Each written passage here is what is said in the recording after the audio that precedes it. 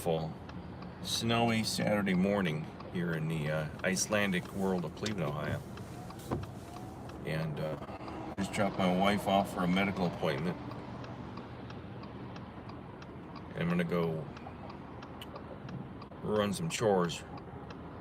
And I thought I would just stop on here and give you a little bit of update. I know I've been MIA for a few, and I've been working non-stop on the documentary. I've been putting like 8 to 10 hour days in, writing, editing, recording. And yesterday I had a great interview with a fraternity brother and a friend of mine named Art Krozlowski. And he's a retired social worker, and he worked for many years and worked for 30 years working with employees. I think it's called the EAP plan, where he works with employee assistance for people with I don't psychological issues. He counseled people that had stress at work, and he worked a lot with call center people, call center workers. And he and I had a great conversation, just a great conversation. And it's going to be a great addition to the film. I also spoke to Debbie Goldman, the author of Disconnected, which is different than my film. And she's going to be in the film. I'm going to talk with her just via Zoom, because I believe she lives in Virginia or Maryland. But I'm going to interview her via Zoom. And she is a former Communications Worker of America union member, and she's going to be a tremendous addition to the film.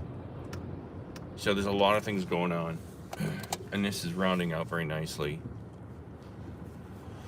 So I thought I'd come on here. I just haven't had, honestly, the energy to keep creating videos and do the documentary at the same time. I literally get up in the morning and I work from like 7 in the morning to 7 at night, and sometimes beyond, writing and editing and coming up with ideas. And this is a one-man show. I do most of it myself, with the exception of some input from my wife. My wife kind of gives technical input, gives me some ideas of what looks good, what doesn't look good. My wife's got more of an analytical brain than I do. Well, not more. She has an analytical brain. I have an analytical brain, but I'm more creative, so I don't always. I get kind of lost in the weeds with what I'm doing. So she's a good person, is a sounding board. I can say, hey, what do you think of this? How does this look? Does this make sense? So she's kind of a technical, creative consultant on my productions, and it's very hard on her, because she really gets tired, because she's really not. It's not her forte to sit and analyze film, my songs, or my artwork. But I rely on her. I always turn to her for, hey, how do you think this looks? How do you think this sounds?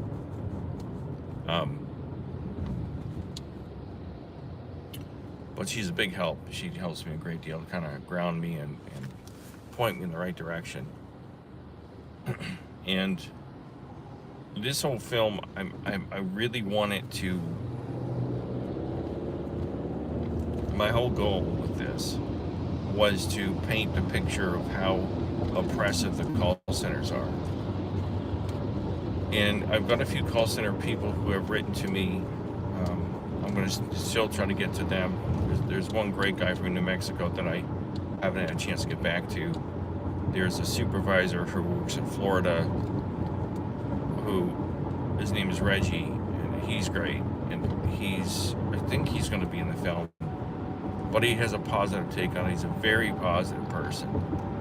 Very glass is half full. And he has I think, kind of to try to give a counter to my negative story, he kind of gives a positive counter thing. I think he's going to be in the film. Great, just a great person. I just have talked to him once already, and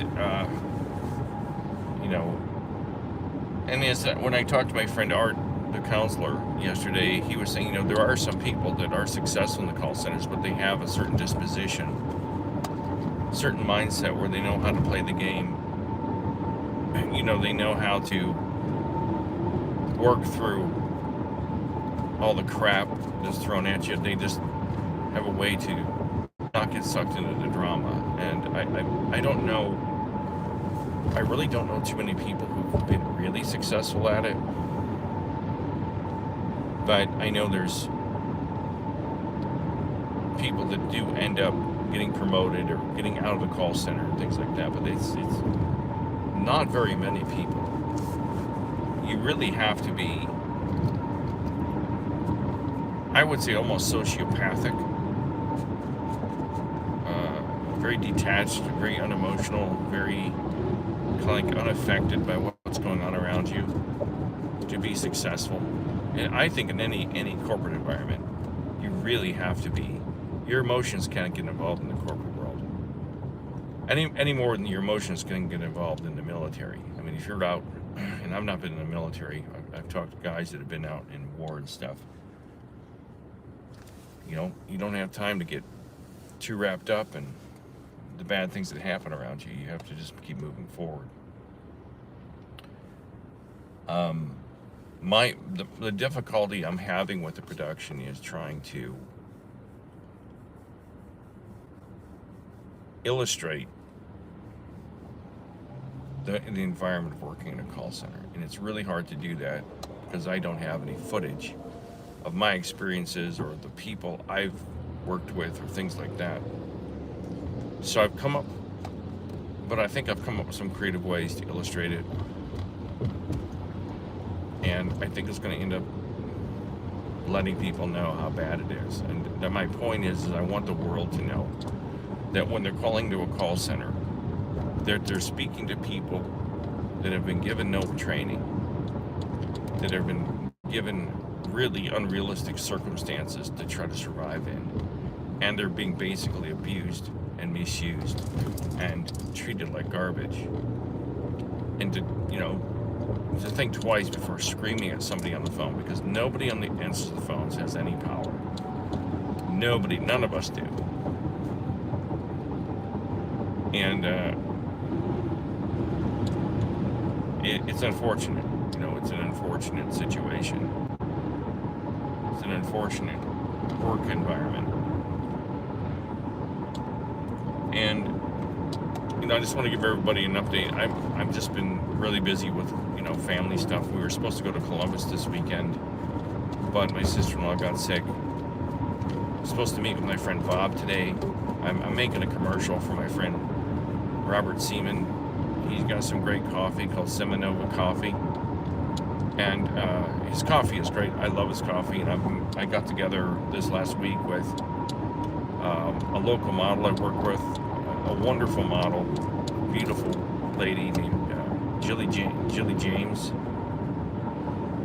and she and I did a quick shoot at a bed and breakfast where they had this great bay window, and so you'll see a commercial coming out for Robert Seaman's coffee, Seminova Coffee, with Jilly James as the model. So I was working on that as well. So things are coming together. I'm just like so busy, and it's hard to try to come up with clever ideas for the YouTube channel at the same time. As I've said in other videos, if I wanted to, if I had the energy, I could be creating non-stop, 24 hours a day, 7 days a week, between my music, my writing, my movies, all of it. YouTube channel, I could just sit there, you just put an IV in my arm and put a catheter in me, and I could just be a creative machine. But I don't have, the desire to die at my desk doing that stuff, and I could easily do all that all day long. I've got all kinds of ideas. I'm filled with ideas. I've got an idea for a book that I've been juggling around in my head for several years, and I keep putting it off. I keep giving myself excuses not to write it. Keep procrastinating. And then I've got a new idea for a series of paintings I could do. But paintings are time consuming. And it's all time consuming. So I've got a lot going on, and I appreciate all of you that watch. I'm probably not going to make many videos. I didn't do my live stream on Wednesday night. Things just got real busy, and I just needed a break from it. And we got Christmas coming up, and for those of you that celebrate Christmas, I think we're in the middle of Hanukkah. So happy Hanukkah to my Jewish friends out there. And Merry Christmas to all of you Christian friends. We don't have really big plans for Christmas. At least for us, as we've gotten older, things have gotten quieter. There's not as much of a lot of fanfare around the holidays. We like to keep it simple. I've never particularly enjoyed big giant get-togethers. I get very uncomfortable in situations like that.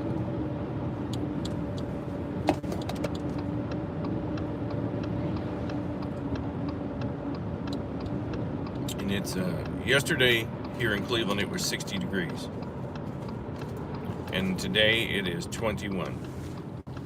And it rained overnight, so the roads are slick, but I think they've put salt down. That's kind of weird.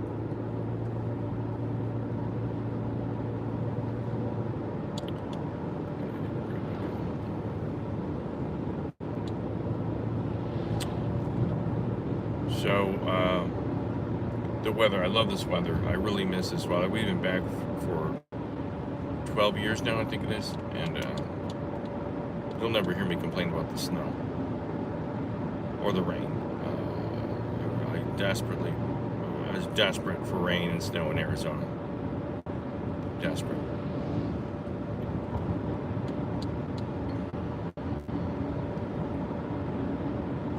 And so I just love this. I'm in heaven in this atmosphere, in this environment. This is great stuff.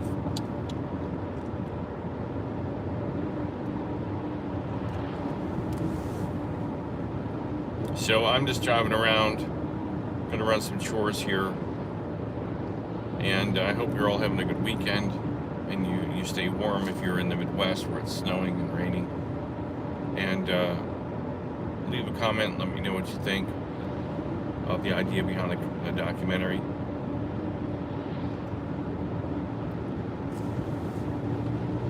And I will talk to you all soon. I'm gonna go do a few things and pick my wife back up from her appointment.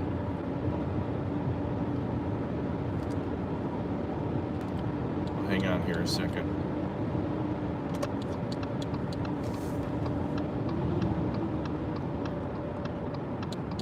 Interesting. Let's see where this guy goes. It's behind me.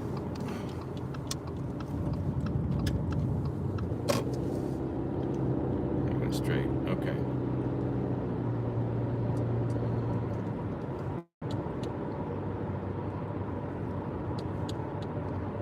So I'm going to log off here, guys, and I hope you'll have a good weekend and enjoy yourselves. Make it. What does Bernie Kosar say when he's in the hospital? Make it a good day. Bernie Kosar is a quarterback here in Cleveland. He used to be one of our quarterbacks on the Browns, and he's recently had some serious health issues. He had a liver replacement, and this guy is an inspiration. He's an inspiration to me to try to soldier through things and be positive, and he's a very positive guy. He's had a rough go with it, even though he was an NFL quarterback. He's had some struggles, and I respect him and appreciate his fight and his determination to see through his illnesses. And so make it a good day. See you all guys later. Bye.